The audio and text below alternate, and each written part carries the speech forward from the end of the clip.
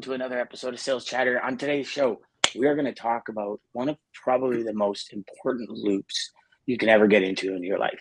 The confidence competence loop that can literally take you from where you are to heights most people never even dream possible. To the HPLS podcast. Live, relevant, and high performance information, conversations, and education weekly.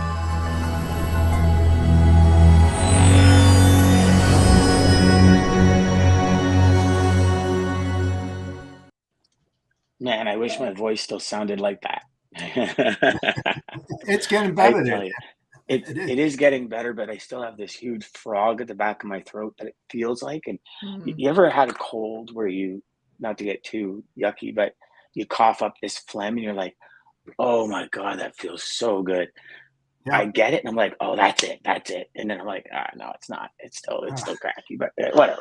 It's okay. It's okay. Andrea, how are you doing? How is everything going? Thank you so much for being here. Good. Except for the fact that I keep thinking today's Friday. I'm great. I don't know why. You just got another day of productivity in the mix, so you're good. I know. I need it too. So today's big thing, and I had originally another conversation for today, Andrea, and then yesterday, Lisa, actually. Good morning, Lisa. Good morning, Lisa. There was a lady that put out a post, and Lisa said, well, it's kind of like what Dan talks about, this confidence competence loop.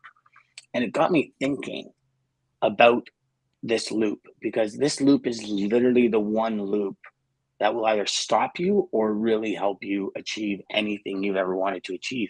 And it works. I originally heard about it from Tony Robbins. And he said, there's this process that we go through. And if we don't start this process, we'll never come around clockwise. And he started talking about the confidence competence loop. And when I look back in my sales career, it was like, the terror of picking up the phone. Then you pick up the phone, it's like, well, that wasn't so bad. Then you pick up the phone, it's like, that wasn't so bad. Then I talk about go for no.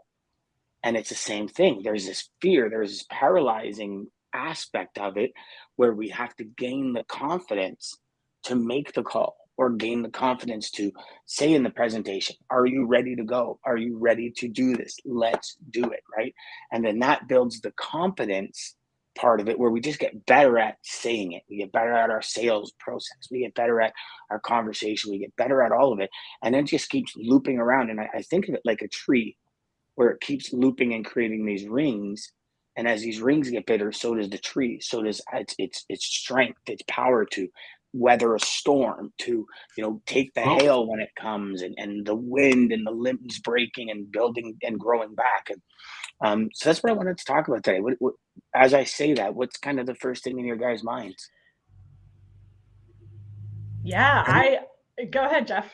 No. Go ahead, Andrea. Go ahead. So it is go for no is completely the competence loop, like completely. And I always say that without ever saying those words, I always say, you learn where your gaps are, and that's how you build your confidence. But you only learn where your gaps are when you start to get out there and make presentations. And then you realize, oh, wait a minute, I need to change this up. Or maybe I'm talking to the wrong person here. And so I need to fix this. And the more you do it, the more confidence is gained. But that beginning step, it's the first step to starting that loop. And it's like anything that you don't know what you're doing, like riding a bike. It's okay. That very first time that you try to start the loop is the hardest step. And that's the step that people want the most assurances over, that it's going to work, that it's going to work out, and that, they want it with the least amount of pain and the least amount of embarrassment, especially when you're an adult as opposed to a kid learning how to ride a bike. You don't care about embarrassment then. You're just like, you're fixated on the goal. Whereas we just care so much about what everybody thinks and how it's going to look to the rest of the world. And we think everybody's paying attention to us. That's the spotlight effect. Everybody's paying attention. Everybody knows exactly what I'm doing. And it's not true. I love, you called that the spotlight effect? It is, yeah. I like that. Can you tell us more about that? I don't know who, I don't know who coined it. I read about it not too long ago, but it's the idea that we just believe that everybody is paying attention to what we're doing. So sometimes people say, I'm not going to put this out yet because I'm not ready. And I don't want everybody to know that I came out with this thing. And then I'll have to go back and I'll have to retool it and I'll have to start over. And it's like, what are you talking about, everybody? Are you talking about the whole planet? Are you talking about like your 4 best friends? Who are you talking about?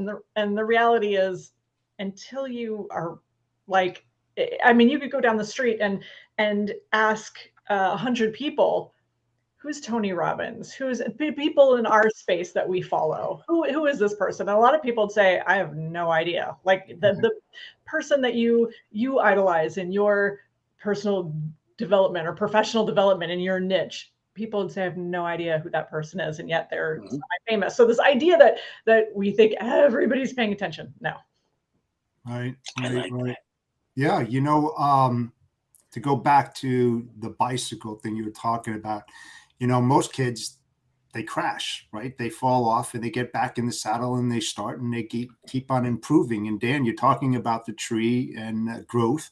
And it's like, I used to say, it's God's way of pruning the trees when winds come up and they get rid of the dead limbs and everything and it falls. Well, it's the same thing when you make those cold calls, that you're also pruning out the bad and focusing on the good. So this way you're learning each step when you make those calls. Like Andrea talks about, go for the no, right? Well, yeah, that's what you're going for, but you're learning from that no so you get more yeses.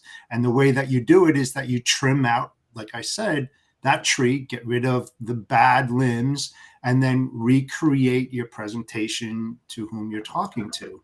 I think that's the right way to do it. It's always a learning phase. Yeah, all our sales is bridging gaps, right? It's really all it is. And the more gaps we can bridge in our life, the better we become. And I it's funny, Andrew, you talk about that spotlight effect. And I remember when I was a kid, I failed my driver's license test like 7 times, at least 6 or 7 times. And I remember every time I failed, I'm like, oh my God, everybody's going to think I'm just like such a loser. Like when I finally get my license, people are going to stay off the sidewalk. They're going to be so afraid. Right. And for me, it was more the wording of it, like the wording. And I was like, oh yeah, that's the answer for sure. And it's like one word's different. So after 7 times, I finally passed, and nobody, like as soon as I got my license, like all the failures in the past were gone. And when I would go to school and somebody would say, hey, how did it go? I failed. Be like, sucker. And then they'd walk away and that would be it. It wouldn't be like this huge like announcement at the school PA event or whatever, where you think you have this thought. And I remember when I first started in logistics, I was in what was called the pit. This area was just, I think it was 8 or 10 sales reps. And it was like a boiler room. And I remember sitting there staring at everybody going, everyone's going to hear me. Like, I can't, what if I screw up? They're going to hear me. And you start having the conversation and it's like, nobody's paying attention to you. Nobody. And when you win, people are like, yay. And then they go back to their work because they're focused on what they're doing. And it was a similar situation in the company I worked with where they created a space where salespeople can go and sell in quiet. And I was against it. I was like, no, I don't like that. Because what I found is they'd go in there and they'd sell in quiet. Nobody's paying attention to them. They did more social media than they did selling. And it's like, I think in sales, you got to be able to sell while there's people around you and things are happening. Like in the military, they teach them like things are going to happen in a firefight. Things are going to happen when you're doing this to remain focused and pay attention.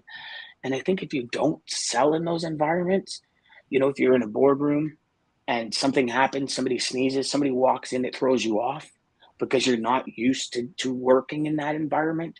I think it's a, I don't know. I just think it's hindering as opposed to helping, if that makes sense.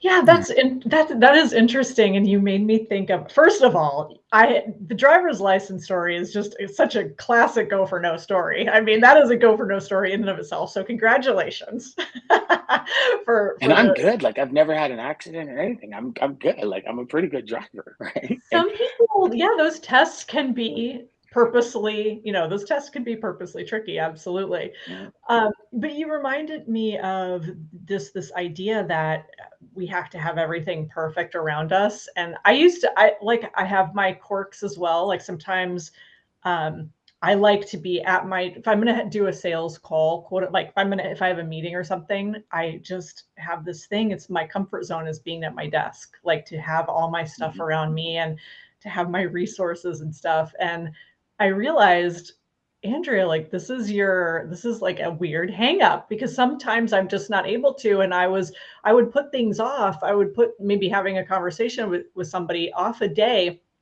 because I was like, oh, I'm traveling and I don't want to have a conversation in the car while we're driving. It's just Mhm. weird and Mhm. awkward. And then I said, no, I need to be able to handle this because I'm going to be busier and I'm going to be on the road. And so it can't always be comfortable. Like it just can't.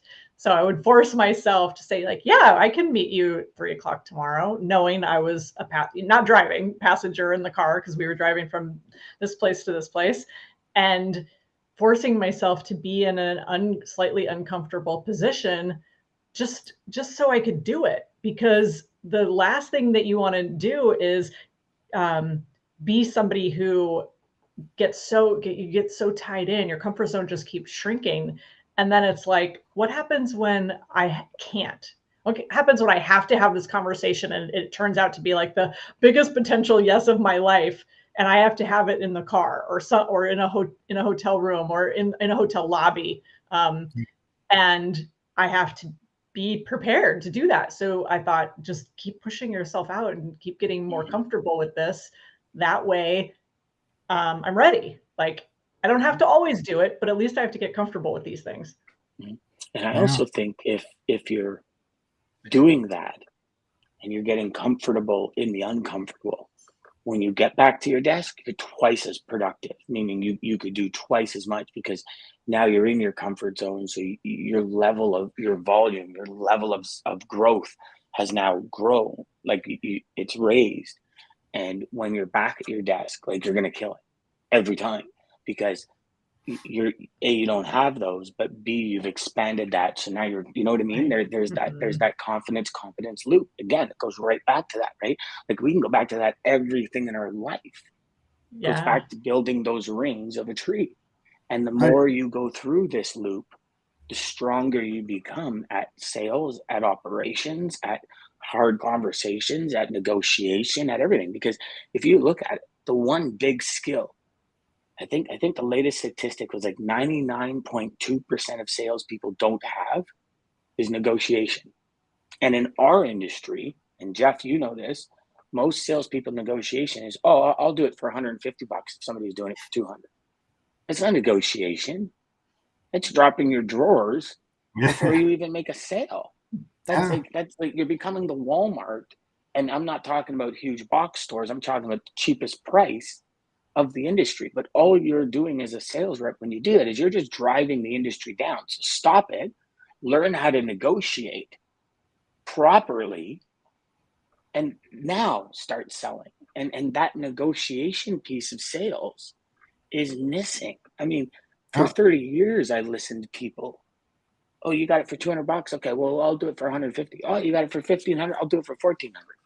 And it's like, and I'm looking around going, okay, yeah, I guess if you're all on price, if that's your business model and you're just doing it on price and you want to have the lowest margins in the company, but you want to move a lot of freight, sure, I guess. But the reality is, if we don't negotiate, we're never really selling. No, no. And you know something, you're destroying your reputation as well by doing it.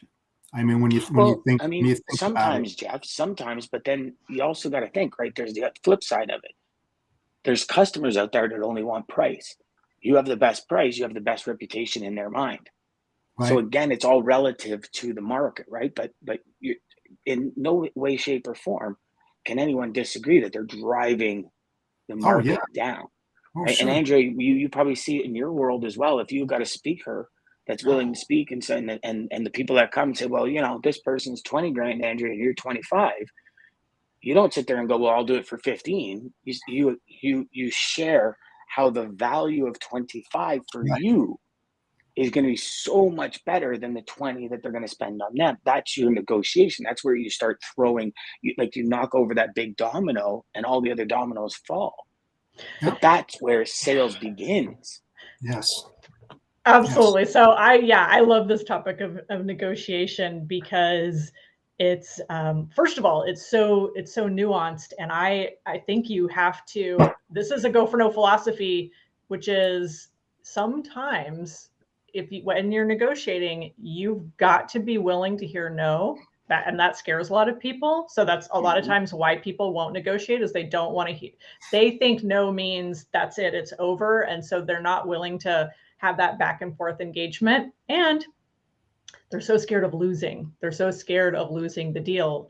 And to some extent, you have to be willing to walk away, but you have to know your limits, and you have to, as speakers is such a perfect thing, because oftentimes, and I think it applies to everything, but oftentimes buyers of anything, they don't know the behind the scenes, and they drill down to commodities, right? It's like you want to sell your house, you're not thinking necessarily, you just need a real estate agent. And to you, they're all the same. It's a person who can help you sell your house, or you need to build a patio in the back of your house. It's just, you need a company, and you just need them to build the patio, and you need somebody who has the cement and the people to do it. To you, it's a commodity. And so it's up to sellers, and that's where the sellers have the ability in the negotiation to build that value. So that building that value is so key, and to explain why you're charging what you're charging. But then in the end, it's like, hey, if price is the most important thing to you, then sometimes you have to be willing to just let people walk away. And when you do that, oftentimes that will make them pause and say, okay, if you're willing to walk away, like if you're so convinced that you're that good and you're worth this price, then we will go with you. Yeah, don't devalue your value, because that's what you're doing. I mean, everybody has their own way of presenting themselves, and if you know what your value is and you defined it, well, then stick to your guns. Don't devalue what you have and what you're offering. I mean, that's the problem right there. Don't bend over backwards to do something where a lot of people do that. But when you think about what's involved in the account and how much time it's going to be, what does that cost you by devaluating yourself, coming in at a cheaper rate, and now it's costing you more to, cover the account and service them the way that you need to service them? I won't do it. I'll definitely say no. I'm not afraid to say no and walk away. I mean, Jeff, in our industry, most people drop their price because their funnel's not full. And it's one thing I've realized in training salespeople is the salespeople that have funnels that are full, meaning they're constantly prospecting, they're willing to walk away because there's 15 more coming right up behind them that they can close. It's the ones that slack, that do just enough to keep their job.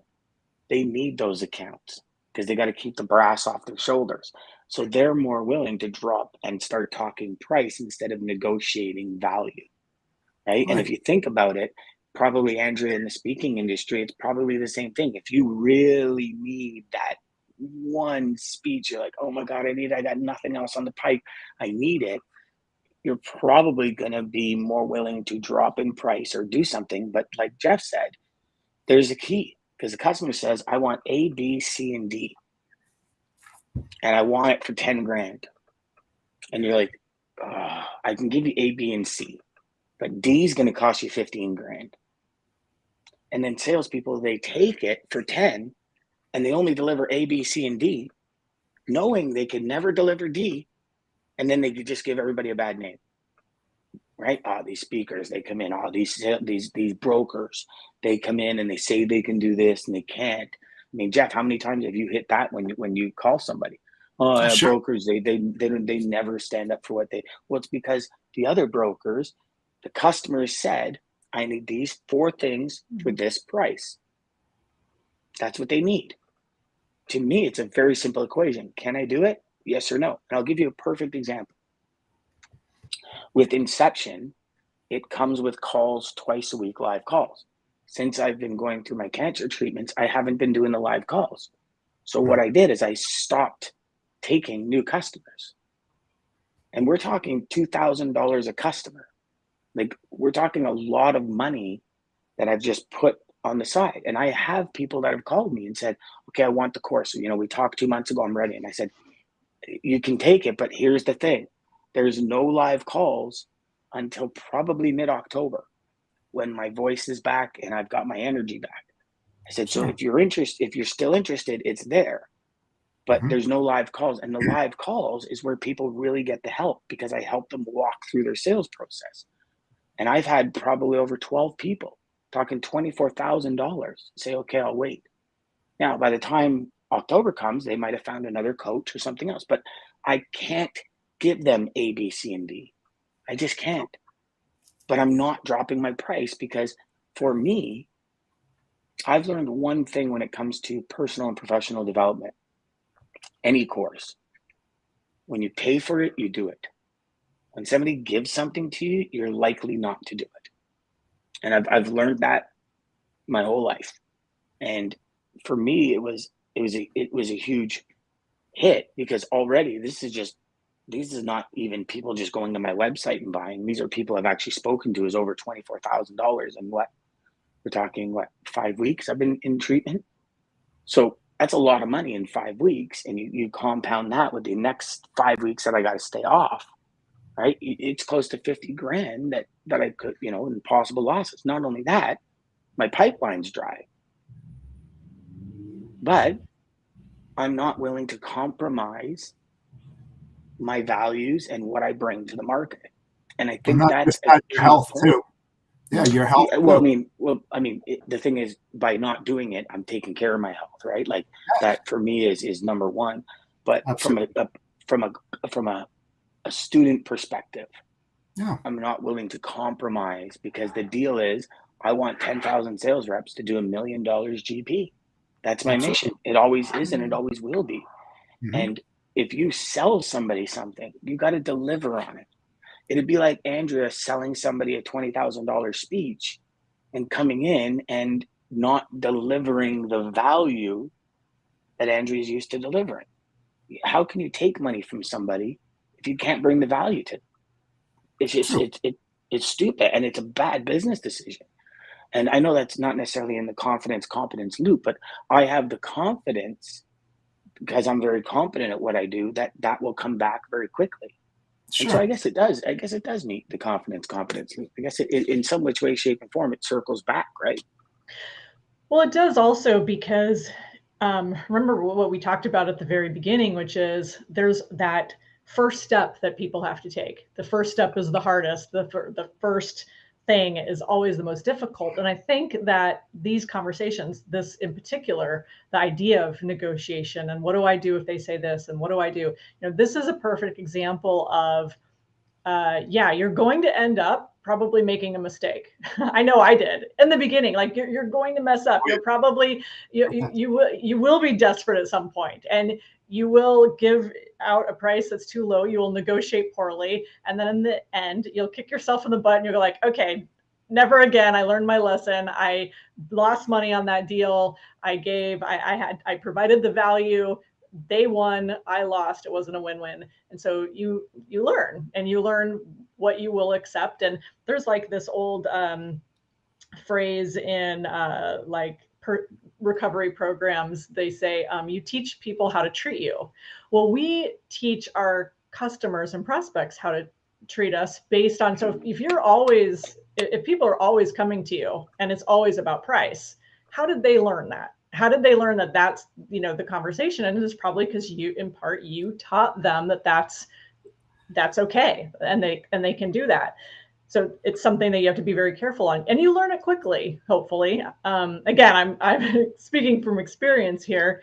And so when that competence loop comes into it, it's just have to, in my Go for No challenge, I experience this. They want to start, they're all excited. And then it's like, how do I start? And I say, well, I'm not telling you to go out and be successful. Like, just go fall on your face, get some no's, make some mistakes, negotiate poorly, screw something up. I don't care, but you just do something so that we have a place to start the loop. Yep. Well, I mean, even in our challenge that we did with everybody, yeah, a lot of people started it and not very many people finished it. When we started, I think we had 9. And by the time we got on a call at the end, there was like 3 of us. Yeah. And they paid money for the challenge. And they, the first couple of calls they came on, and then the last 3 or 4, it was very few and far between that were on those calls. And it'd be interesting to see what they've implemented from that challenge now. So they spent their money, hard-earned money, to get something that's huge value, and they use this much of it. Where are they at now? Bring them back. Bring it back What's on. changed? What's changed? Yeah. It'd be interesting. And I've often wondered, they have that theory, right? Self-help, where all these business and self-help books, you get them because you're in this valley. You're like, oh, I really need this. And you get it, you're like, oh, great information. But we all know life does this. Oh, yeah. Perpetually. It's consistent. So you make this decision in the valley to get a book, and who knows, you might be on the cusp of coming out of the valley. You come out of the valley, you read chapter 1, you're like, wow, that worked. But you're really coming out of the valley anyways. So you close the book and put it on your shelf. Then it becomes shelf help because it sits on your shelf. One book, let's take Go for No. When you take Go for No, if I remember correctly, when I've read it 3 times now, there were 12 big lessons in Go for No. I utilize those lessons every day. If I don't utilize those lessons, the book was just a read. It wasn't to help. There's no value. And I believe when you take a book like Go for No, when you take a book like Extreme Ownership, when you take a book like even Jordan Belfort's, The Way of Wall Street,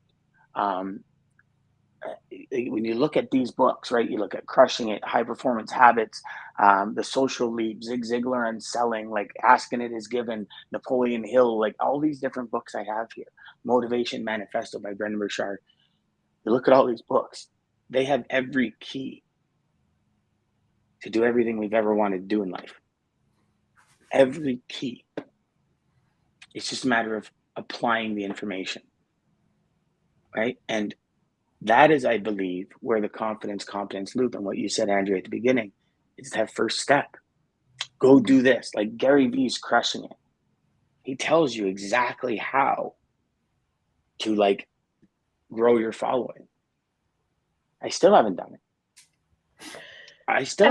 And I believe in this stuff wholeheartedly. Right. Well, and so sometimes, yeah, it's challenging because there's also the idea of focusing on one thing and getting really good at it, right? And you do have to pick. I think you have to pick. I hate to use the word battles, but you pick your areas where you go, you know what? LinkedIn is going to be my thing. I'm going to dominate there, or Twitter is going to be my thing. And so I think there's some lessons in there, and there's hard choices we have to decide. And I think a lot of people can't decide, so they try to do everything, and then they end up mastering really nothing. So it's challenging, but that idea of building your competence through that confidence is, to your point, Dan, why there's all this stuff. Why aren't people? And I think it's because people are scared to fail. I think they're scared to succeed, which ultimately to me is, if you succeed, then you're scared to fail because you don't want to lose your success. So to me, it always comes back to fear of failure.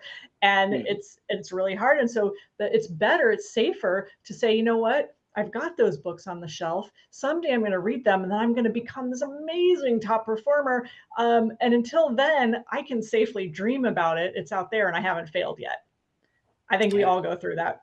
Yeah, I think the problem is creating self-doubt before you even attempt to go and do something. So you're psychologically you're working against yourself.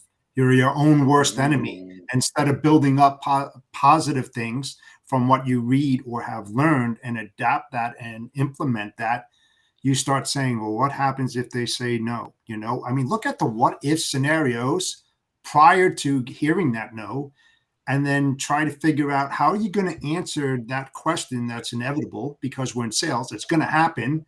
How am I going to answer these? Write down all those rejection kind of comments that you're going to receive while you're on the phone, and then look at them and kind of memorize them, and then have a good wit and come back, and slam it. That's what sales is all about. You know what I did, Jeff, is I started just asking one question. That's it. Beginning of every sales call, one question. What's your primary and secondary reason for adding or switching a service provider? Yeah. And within a week, I got every objection I can get. I looked at them all. I wrote them all down. I said, what's my rebuttal? And then all I did was focusing on getting a better rebuttal and maybe a more convincing rebuttal. It's like Tyler just said when he says, use that failure piece with your next prospect. And I think it's perfect, because you'd say, hey, listen, I know you want $1,000. Reality is I can't give that to you. I can give you A, B, and C, but I can't give you D. Okay, I'll take A, B, and C. Are you sure? Because D is a big piece of the puzzle. Yes. All right, let's do it. So you're not dropping your price. Nope. You're saying, hey, these are the deliverables you want. For that price, you got to take these out of the equation. And that's it. And, talking about equation, we're time for, and we haven't done this in a while, Jeff. Oh,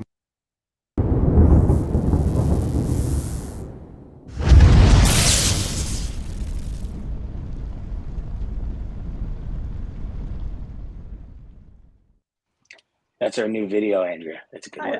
I absolutely love it. I know, it's awesome. So the lane of the day today, and despite what a lot of people are saying with this big bloodbath on rates and stuff, listen to this. So Houston, Texas, we're talking flatbed, to Sioux Falls, South Dakota. The line haul rate per mile, $3.08. All in with fuel is $3.85. Contracted rates are $3.51. Year over year, spot line haul rates per mile are up 47 cents. It's not a bloodbath.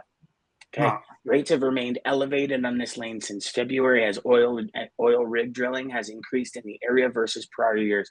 The current rate is 12 cents per mile, $12 cents per mile higher than the July average. So there are areas of the industry where rates are flying. That's a fact. So it's not a bloodbath. What it is you need to get your confidence loop up and get better paying customers, and get customers that are in these higher industries that are going to pay you what you need in order to deliver that value. Yep. Anybody have any closing comments before we, I can't believe we've been 33 minutes already. That's crazy. It's crazy. Andrea, it's like time flies with you. It's so awesome. I love it. We have the most fun conversations. No, I thank you for having me on, and can't wait to do it again. Oh, well, yeah. You know what? We're definitely going to get you on again. And I'm so glad that you were able to do it so fast. I know we only kind of touched base. What was it, last week? No, 2 weeks ago. 2 weeks ago. You'd heard. Well, I have a topic for next time. Next time we talk prospecting versus selling. Yes, let's do it. That is such a great topic. Okay. Everybody have a fantastic day. We'll see you tomorrow on Wins and Losses Friday. Thanks, Andrea. Thanks, Jeff. You got it. Have a great day, guys. In trucking, our motto is people before profit. Today's market requires more transparency, consistency, and focus on what our clients need to win. Centurion Trucking and American Logistics are poised to help their clients achieve and surpass their targets. If you're looking for a team that